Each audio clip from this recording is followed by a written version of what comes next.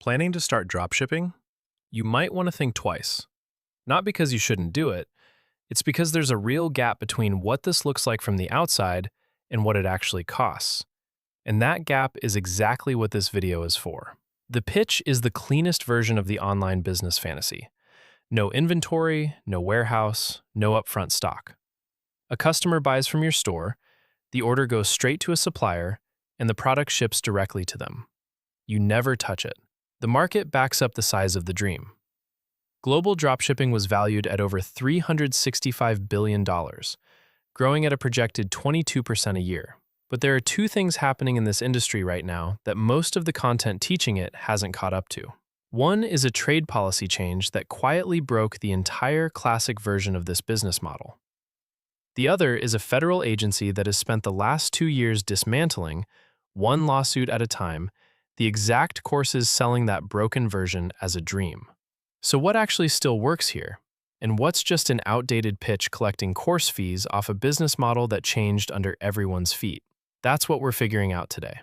One quick note before the numbers start. Every figure in this video is real, sourced, and independently checked. But costs and regulations shift by state, city, and sometimes zip code. Treat these as your benchmark, not a quote for your specific address. A second note, specific to this episode.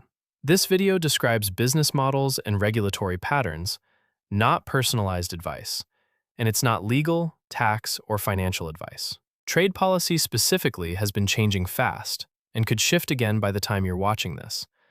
Verify current tariff and import rules before making any sourcing decision based on this video. The first cost, the one where almost free and properly funded, describe two completely different businesses. The real number depends entirely on whether you're testing an idea or trying to build something real. The bare minimum version is real. A survey of over 400 sellers found beginners commonly test on $250 to $1,000 a month, most of it going straight to ad spend rather than tools or fees. A more complete launch budget, covering the platform, supplier tools, and initial marketing, runs $500 to $2,000. But a properly funded 3-month testing period, the kind that survives contact with reality, runs closer to $3,500 to $8,000. Once you account for payment processor holds, refund buffers, and the working capital to keep testing after your first few products don't work. That processor hold detail matters more than it sounds like it should. Payment providers can impose 7 to 21-day payout delays, or hold back a rolling reserve of your revenue entirely, especially on new accounts. Your store can be genuinely profitable on paper and still run out of cash, because the money you already earned isn't in your account yet. Platform costs stack on top of that. Shopify's basic plan runs $39 a month, plus payment processing around 2.9% and 30 cents a transaction. Selling through TikTok Shop instead runs a flat 6% referral fee that already includes payment processing. None of that is expensive by the standards of most businesses on this channel. It's also not the part that actually determines whether you make money, which is where this gets more complicated than almost any other video we've made. The hidden trap, the one that broke the classic version of this entire business, quietly over the last year. A trade policy change most existing dropshipping content still hasn't caught up to. For most of dropshipping's history, a rule called the de minimis exemption let packages under $800 enter the United States completely duty-free. That rule is what made shipping individual orders straight from overseas suppliers to U.S. customers work financially. That rule is gone. It ended for shipments from China and Hong Kong on May 2, 2025. It ended for every other country on August 29, 2025. It's not coming back easily either. When the Supreme Court struck down a separate set of tariffs in February of 2026, that ruling didn't restore de minimis. The exemption has stayed suspended. The legal picture underneath it is genuinely more layered than one ruling, though. CBP has moved the suspension into its own codified regulations. A 2025 law gives the government authority to end the exemption permanently by 2027. And separate litigation, specifically challenging the legal basis for part of the suspension, was still working through the courts as this video was being made. The short version, Nobody serious is treating this as temporary. The practical result? Individual packages that used to clear customs for free now face real duties, and those duties have moved around a great deal as the policy itself evolved, at various points ranging from a flat fee per item to a percentage of the package's value running into the double digits and beyond, depending on the country of origin and the specific product category. One industry analysis put it bluntly. Most dropshipping content being published right now still teaches the classic overseas supplier pipeline, as though the exemption still exists. It doesn't. The people selling that version of the course have either quietly moved their own operations to domestic suppliers or print on demand, or they're making more money from the course than the business model it describes. That's one broken assumption. Here's the second one, and it's less about trade policy and more about basic math that was already tight before any of this happened. Advertising is the biggest margin killer in this business, and it's gotten meaningfully worse. Cost per click on dropshipping ads has climbed more than 60% since 2020. Customer acquisition costs broadly are up 40 to 60% since 2021. Both trends are still climbing. Here's what that actually looks like on one real order. A seller pricing a kitchen gadget at $34.99 breaks down like this: $8 in product cost, $6.50 in fulfillment and shipping, $1.30 in payment processing, $12 in advertising, $1.50 set aside for returns, and 80 cents in app and platform fees. Add that up, and total costs come to $30.10, leaving $4.89 in profit, a 14% margin. On a sale that looked, on the surface, like it should have been mostly profit. Run the numbers across an entire store, and the picture gets more sobering. A store can generate $50,000 a month in sales and still be operating at a loss once every real cost is accounted for. Industry data drawn from over 1,200 active stores backs this up directly. Put the whole picture together, and only about 10 to 20% of dropshipping stores ever reach consistent long-term profitability. The other 80 to 90% don't fail because the idea was bad. They fail because the unit economics were thinner than the pitch implied, and thinner still once tariffs and rising ad costs both landed in the same 18 months. The real engine, the one still standing after everything Layer 2 just described. This business didn't die. It just stopped being the business most people think they're signing up for.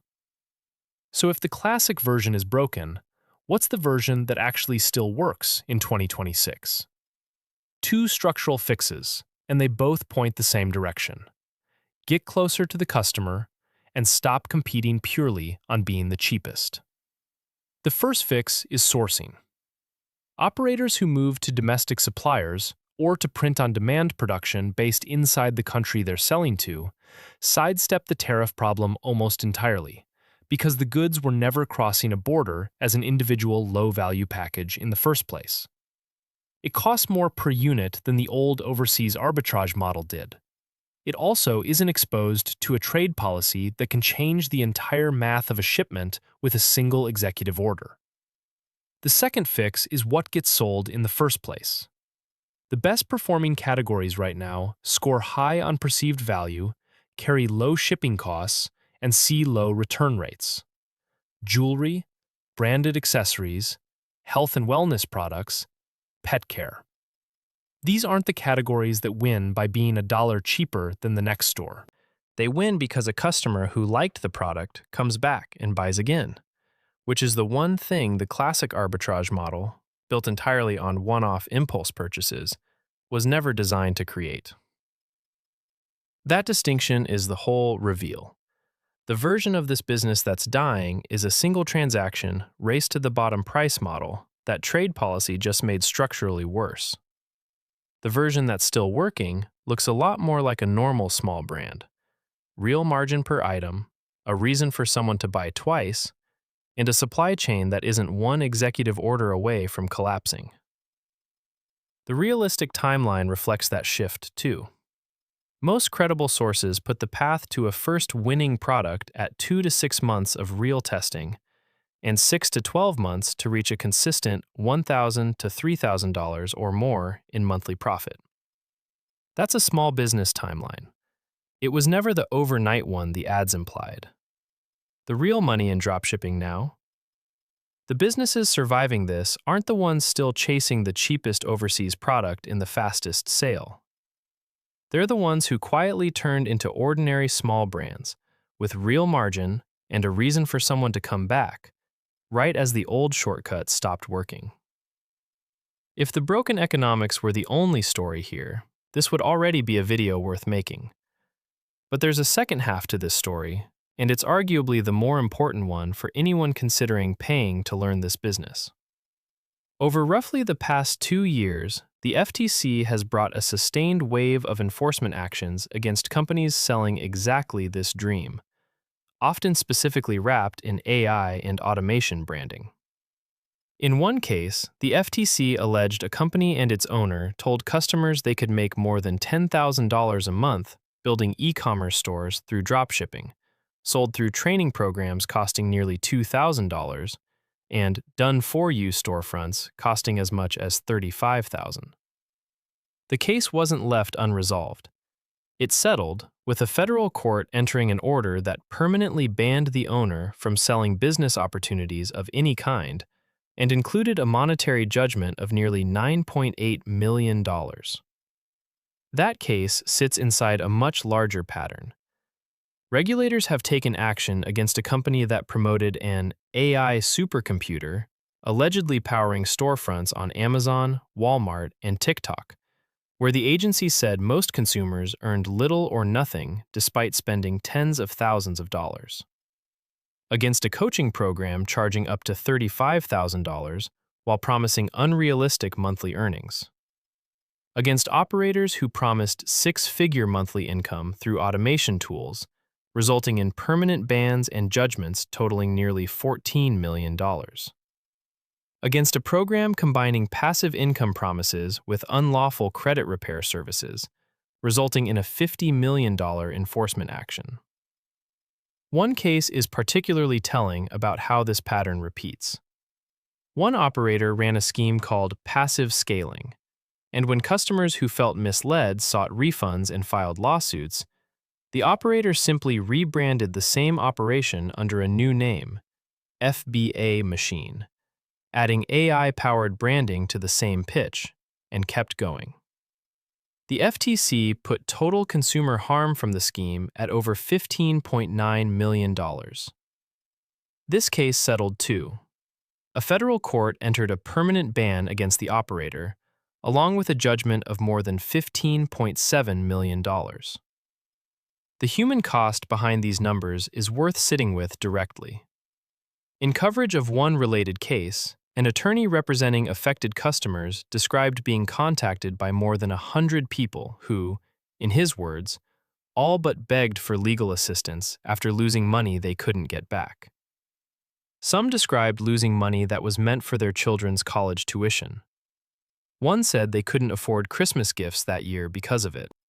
To be clear about what this proof point does and doesn't show, it isn't a claim that dropshipping itself is a scam, or that everyone selling education about it is acting in bad faith. Plenty of legitimate operators teach this business honestly. What it shows is that the specific pattern, bold income guarantees, inflated testimonials, heavy marketing around automation and AI, and steep upfront course fees, has drawn sustained, serious federal attention, with real financial penalties attached, again and again, from different companies, over multiple years. If a pitch for this business includes a guaranteed monthly income figure, a course price in the thousands of dollars, and heavy emphasis on how automated and hands-off it all is, that's not a hypothetical yellow flag. It's the exact pattern federal regulators have spent 2 years and tens of millions of dollars in judgments actively pursuing. So let's run the two real outcomes. The realistic and legitimate case. You source domestically or through print on demand, Pick a niche with real repeat purchase potential instead of chasing whatever's trending this week, and budget for a genuine $3,500 to $8,000 testing period instead of hoping $300 stretches further than it will. You track your actual per-order economics the way the kitchen gadget example did, not just top-line revenue. And you treat 6 to 12 months as the realistic runway to real profit, not a disappointing outcome. Net margin lands in that 15 to 20% range experienced sellers report. On $30,000 a month in revenue, a genuinely achievable number for a well-run single niche store, that's $4,500 to $6,000 a month, before you've scaled anything further. The outdated case. You follow a course or a template still built around overseas arbitrage and razor-thin per-unit margins, unaware that the trade policy underneath that entire model changed in the last year. Ad costs eat more of each sale than the course promised they would. Tariffs quietly turn a product that looked profitable on a spreadsheet into one that loses money on arrival. You're one of the 80 to 90% of stores that never reach consistent profitability, not because you didn't work hard, but because the specific version of this business you were taught stopped existing before you started. Same platform, same tools, same general idea. The entire gap between those two outcomes comes down to whether the information you built the business on was current, and whether the person who sold you that information had any incentive to tell you it wasn't. So is it worth it?